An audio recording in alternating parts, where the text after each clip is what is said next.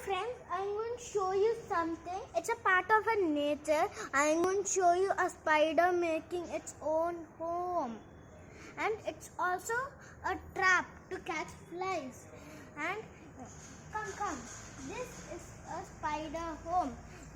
No, it's so thin that we can't see it properly.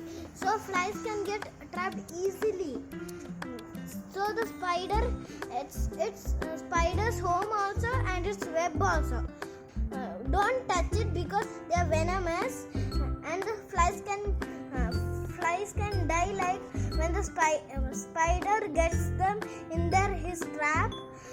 He'll make his hand go in their chest so he can eat him.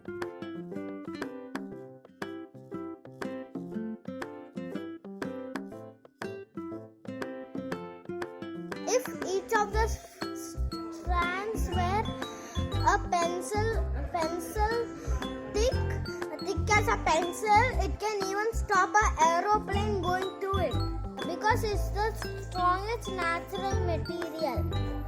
Even then, Mother Nature can easily damage it, so the spider has to continuously repair it. This takes a lot of time. Some spiders build their home every day. Here is a tricky question for you.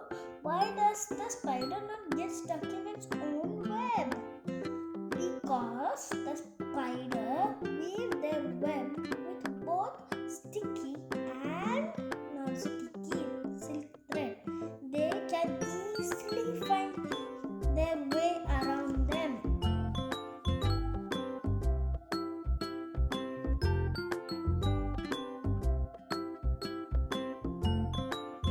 Friends, have you seen a home made by an animal, bird or an insect?